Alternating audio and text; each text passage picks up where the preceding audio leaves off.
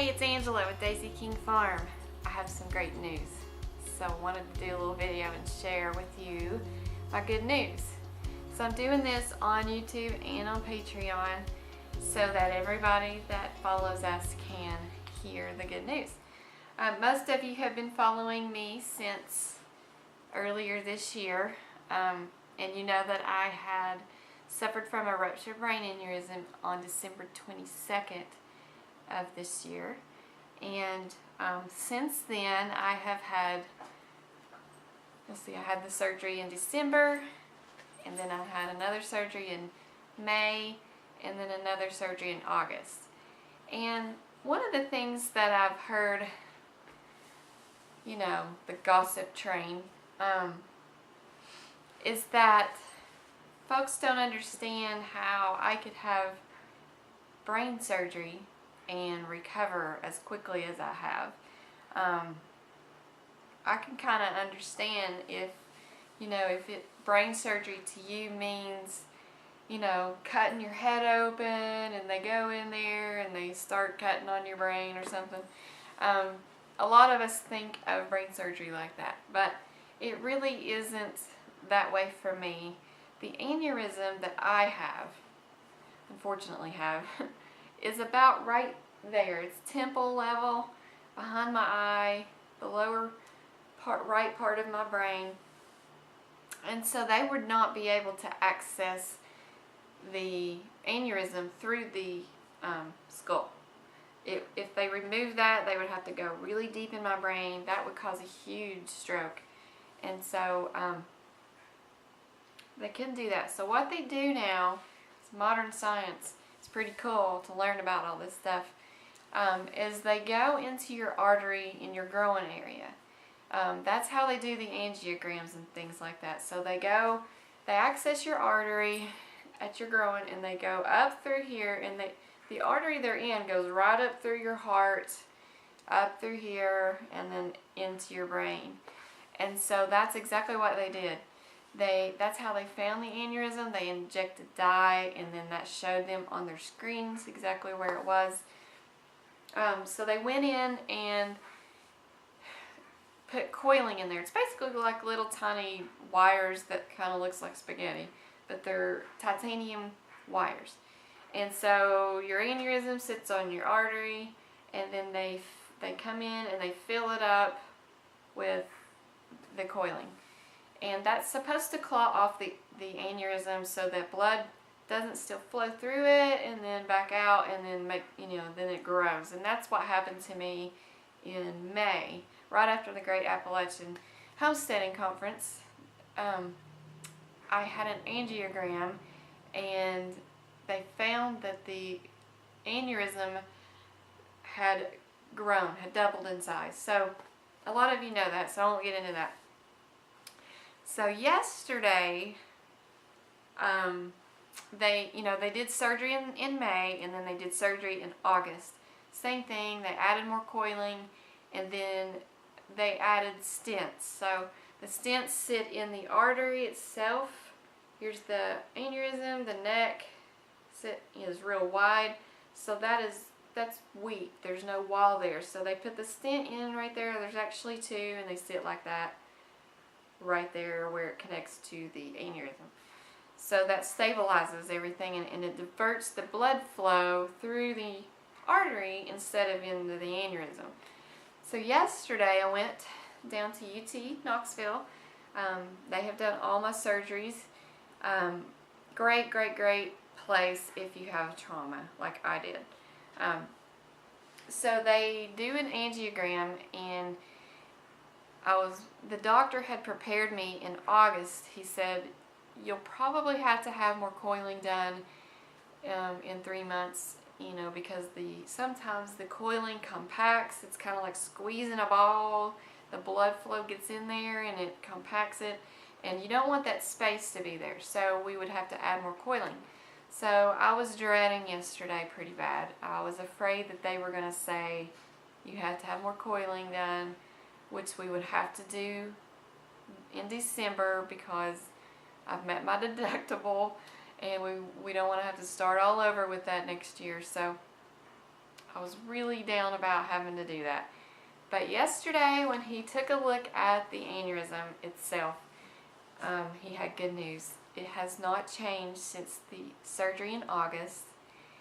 The coiling there's no space there from where the coiling has compressed, so it's still filling up the aneurysm, and I don't have to have surgery. I'm really excited about that. I was, last year when the aneurysm rupture happened, it was December 22nd, and I was gonna come back home and wrap presents for my family. I had not wrapped anything. So I didn't get to do that, so a friend literally had to come over and do that for me, so my kids could have their presents wrapped. So Christmas came and went, and I was not with my family. I was in the neurocritical care unit at UT, and my kids had to have Christmas without me. They were still blessed in that they had their dad and their siblings, and my in-laws were here, but I didn't get to do that. So I am so excited that this Christmas is going to be a good one. We have a lot to celebrate from what we've been through this year, and I'm going to get to see my kids open their presents. I'm going to be able to wrap their presents and see them open their presents, and when you don't get to do that, it becomes so special. You realize what you have, your healthy family, just being blessed to be a mom and a wife, that's enough. But then the fact that they're healthy and happy, and they tell you they love you and they're glad that you're here this Christmas, you don't realize just how special you are to your family, or they are to you, until you go through almost losing your life, this major life event that we've had, whatever you want to call it. So I wanted to give you guys an update on the fact that I don't have to have surgery. I'm just dancing around. I'm not supposed to be, but because I have to watch my leg where they access the artery, and my head hurts pretty bad from the contrast. But I'm so excited today. I'm just on cloud nine, and a big burden has been relieved from my shoulders. So I've always tried to have a good attitude, about this whole thing. And I think one of the main reasons I can do that is because of my faith in the Lord. My son, Weston, we almost lost him in 2012. He got really, really, really sick. And he actually they couldn't hear air moving in his lungs by the time we got into the ER. And he had been at the doctor earlier that day. So we almost lost him then. And we got real close to the Lord when that happened. One way or another, He gets your attention.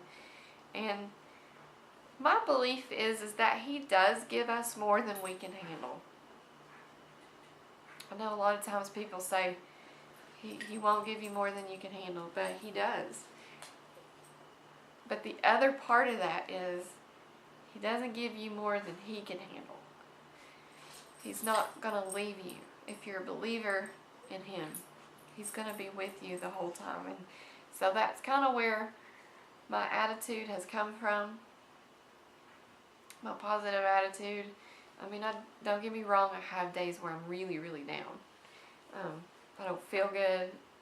I constantly have a headache, and having a headache like the type that I have for the past 11 months, it'll get you down. It gets discouraging. But then most of the time I snap out of it because I start looking at other people who have it so much worse than even me. Yes, I almost died a couple times this year, and by scientific terms I should have died, or I should have had a stroke, and I would have been in a lot worse shape than I am. So I look at people and things, situations, and troubles a lot differently. So when you walk through the hospital, or if you spend any time in the neurocritical care at your trauma hospital, you're going to hear about folks who are going through some major stuff, even more so than you are. When I was there in December, my family, my parents, and my husband, not every night, but my parents slept and stayed in the lounge for 2 weeks straight. And while they were there, they got to know some of the other families and why they were there. And their loved ones might have had a really horrible car wreck and might have been on a ventilator. There were a couple people in there that had ruptured brain aneurysms and were on a ventilator and not moving their arms or legs or talking. Some were having to face decisions on whether to take their loved one off. So even while I laid there in pretty bad shape, I was thinking about the ones next door.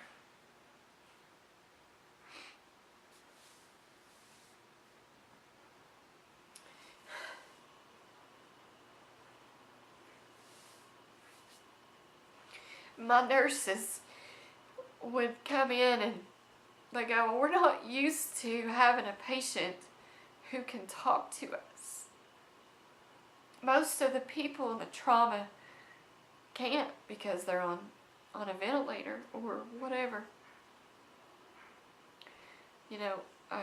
Most of them could not eat their lunch or dinner. They had a tube. And so I kind of had a little bit of survivor's guilt. And if I started to get down and out about what I was going through, all I had to do is walk down the hall and you shut up real quick. So there's always somebody a lot worse than we are. And I get really frustrated. You haven't seen me frustrated.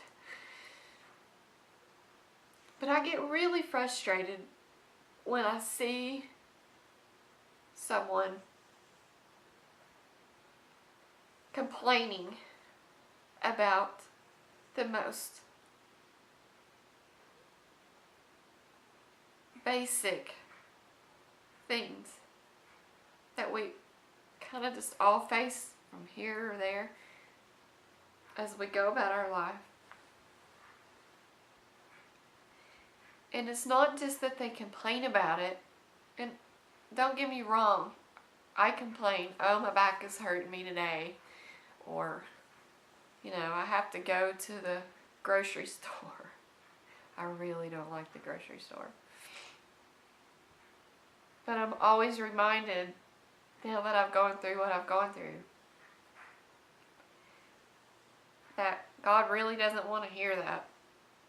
And He has blessed me. I get to go to the grocery store. I get to clean my house. I get to pay my bills. I get to go play with my chickens. My husband gets to go play in the garden that he's worked so hard for. I look at it that way now. And if I don't, God reminds me really quick. But I get real frustrated when I see, even on YouTube, it's about every day you turn YouTube on and there's another person who had a little bump in the road. Kind of like going over a rock, really. It's not even a bump. And they can't handle it. They panic. And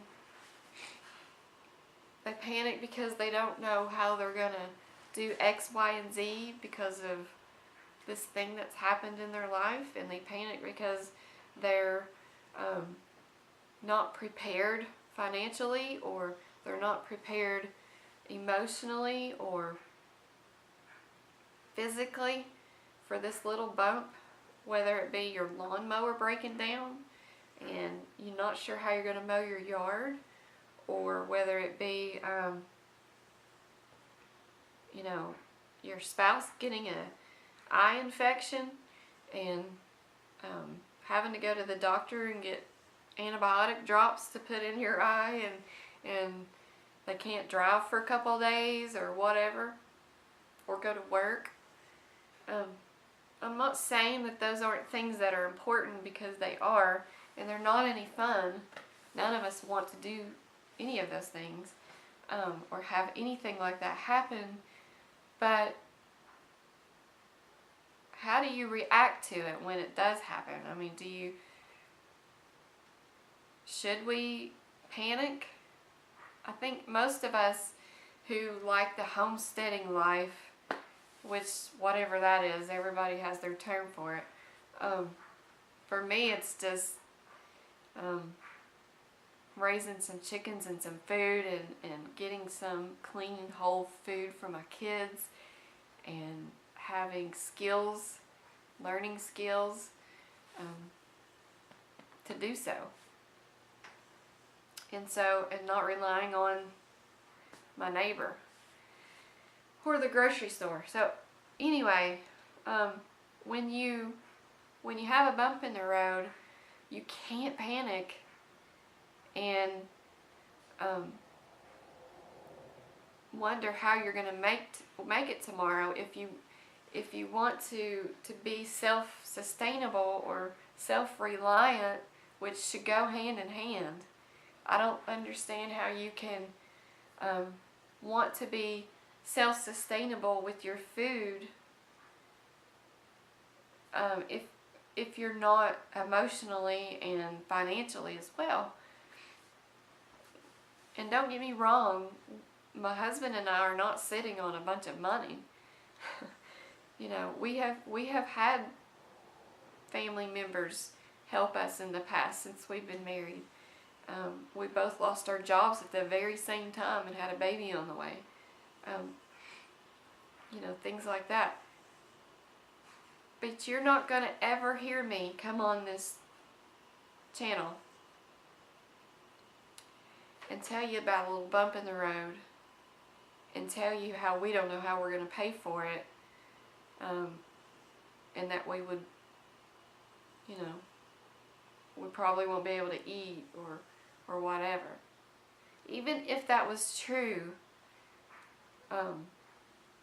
that we got in a financial position that we could not pay our bills or buy groceries, you're not going to hear me come in here and talk about it. And the reason is, you guys are doing the same thing that I'm doing. Your husband or your wife or both of you are probably working all day long at a job outside the home, one that you may not like. You've got kids you're trying to raise.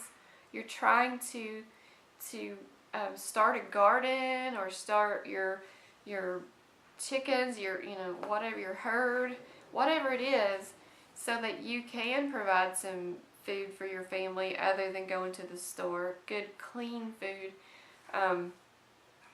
That's your goal or whatever.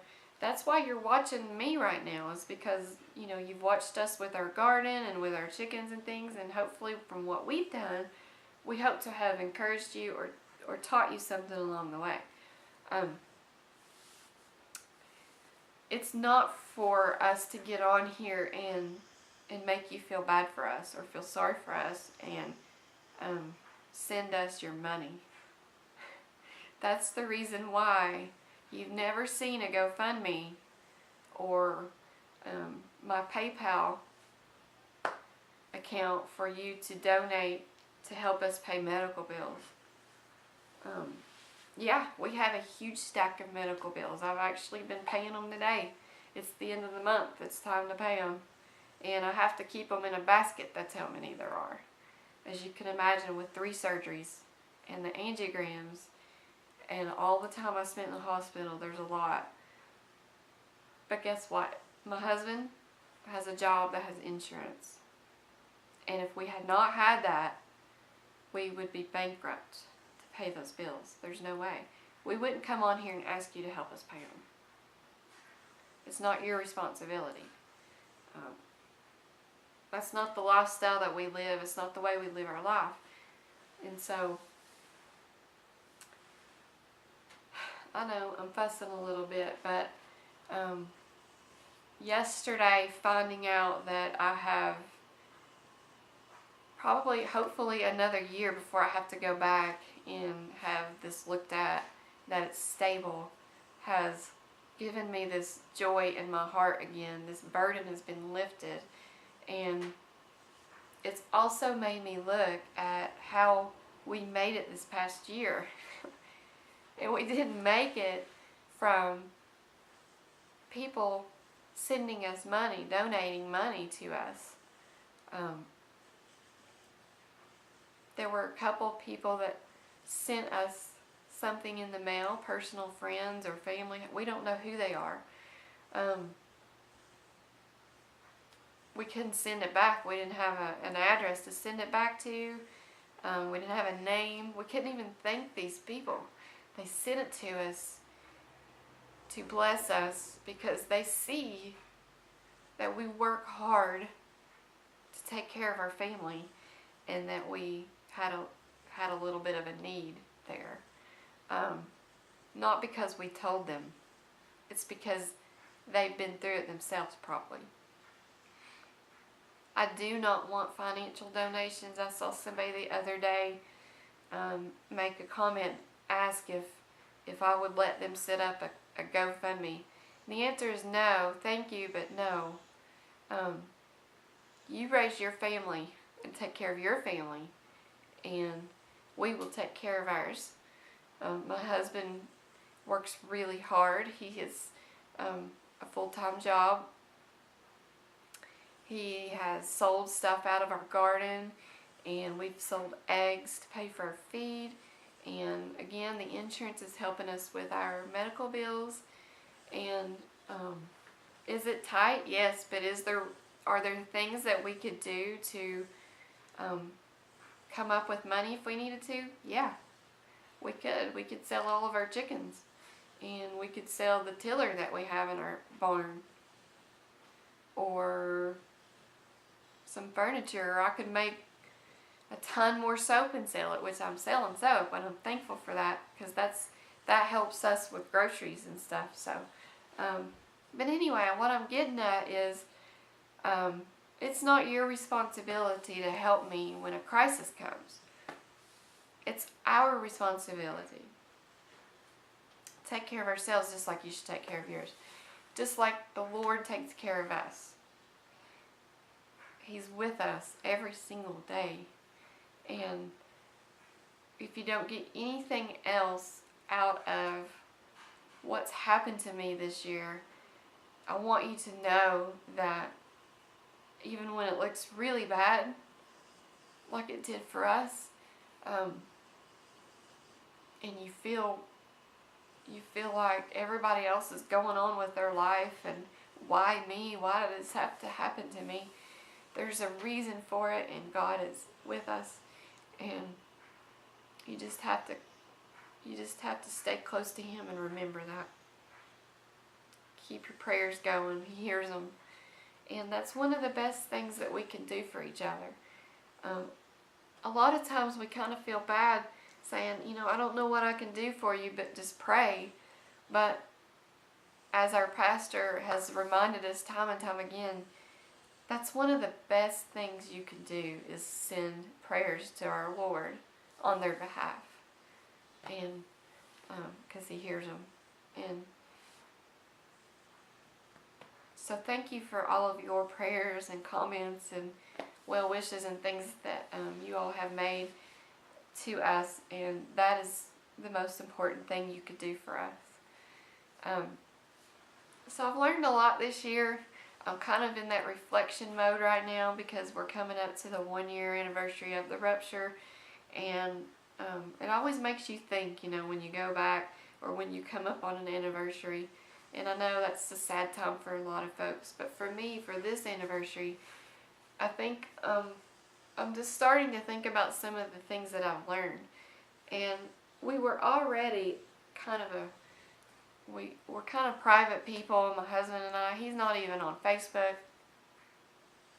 We don't share a lot of our personal details with folks unless they're really close family or friends. And we have a hard time accepting help. That's just my love language. I love to help people, and I think when your love language is that, you have a hard time accepting help. That's just kind of who we are. But the other thing, one of the things that I've learned too is that when somebody when you think of somebody who is disabled or handicapped, what comes to your mind? And for me, I'll be honest, when I was in my early 20s and early 30s maybe, most of the people that I saw getting out of cars or at Walmart or whatever with the handicap sticker were the very, very disabled as far as being in a wheelchair or a walker or something like that. And nowadays, because folks have come into my life that have suffered from these things, one of them I just lost. She had rheumatoid arthritis. She didn't look like she was disabled. She didn't look handicapped until you really, really looked at her or saw her move. I have a friend who has MS. She walks with a cane. I have a friend who's going through cancer right now. She's a very happy, bubbly, positive person, but what you don't know is that she just had to have her breast removed. If you look at me, I don't look handicapped. I mean, yeah, you can make your jokes all day long, you know. She's got big ears, stuff like that. I have a chipped tooth from when I collapsed from my rupture and hit the pavement, cracked my head. I haven't had the, means to get that fixed, but it's coming. You can make your jokes all day long about that, but truth be known, I don't look handicapped, but I have a handicap tag in my car, hanging on my mirror. My doctor gave that to me so that I didn't, on the days I don't feel good, if I need to go run an errand and I can't park close to the store, that allows me to park close to the store, so that I can get in, get my cart, and that helps me walk. So what I'm getting at is this has all taught me that being disabled and being handicapped comes in many forms. It doesn't come in this little package that says disabled on it. It comes in a package that looks like me, and somebody that looks happy, that looks like they have lots of energy. Maybe they're, I look young. I'm 41, but I'm still fairly young. Think about what I said, and that not every disability is visible. And just because somebody has a positive attitude like I try to, and looks like they're having a good day, doesn't mean that they're not really going through something really hard, and they may need to pull in that handicap spot so that they have enough energy to pick up some groceries or go shopping for their family for whatever they need. So that's that. And so talking about ways to earn your money or your support, we started probably 2 or 3 years ago, my oldest daughter, she's 14 now, loves to bake. That's just like her love language. She's not much into the farm life, but she's into the baking life. And so, you know, she's too young to work outside the home. So one of the things that she has done is set up her own little business, and she started making fudge, cupcakes, and cookies and cakes and things like that. And she earned quite a bit of money every Christmas, usually around Valentine's Day and throughout the year. She went on a mission trip this past year, and one of the ways that she helped pay for that was baking. And we sold some things, and of course I donated a lot of my profit from my soap. So that's how we roll around here. My husband and I really hope that our kids can see that, you know, okay, so you want to go do this, or you want to buy this, then let's figure out how you can earn that. And when you earn something, you tend to appreciate it a whole lot more. You know, it's a good feeling to know that you put in some hard work and you kind of reap the benefits of that, whatever it may be. You know, my husband goes to work every day. He doesn't always feel like going to work, but he knows that he's the financial provider of our home, our family, and he goes and he works hard, and then he comes home and works some more till it's dark, especially this year. And I'm sure for him that's a good feeling of satisfaction, knowing how important it is for him to do that for our family. We wouldn't be able to keep the lights on and feed our family. You know, so or the kids want to go and go to laser tag or something like that, and instead of taking money that we don't have out of, you know, to pay a medical bill or something, you know, I'll go work really, really hard to sell my soap, and I'll take maybe some of that profit and we'll go do something fun or a little treat or something like that. Or, you know, if we take a vacation. So, anyway, it just feels a lot better for us to earn your money, and we do so by hopefully bringing you some content that you can use on your home, in your homestead, or in your family, or whatever, and or maybe just being showing you or telling you how we've made the mistakes that we've made, and so that maybe you won't. I know we've watched some really good folks on YouTube that have taught us some things, and they've worked out for us. So anyway, we feel like we are not taking your money, holding our hands out. Come on, send us some money so that we can go and do X, Y, and Z or whatever. No, we're not taking your money. We are earning your money, and that's that. That's, you know, and that's how we roll. You know, if we have a need in this family, we're going to work hard for it some way or another, or we're going to sell something so that we can pay for it. So we try really hard. It's not your responsibility to take care of us. We love to be encouraged by you and your comments and your thumbs up and things like that, and your monthly Patreon support for our videos there. We feel like we've earned that money from you, and I'm just kind of sick and tired of hearing folks who are holding their hand out, you know, if you want to donate to us, here's our PayPal, or, you know, some story about how they can this, that, and the other, but then they're gonna get on there and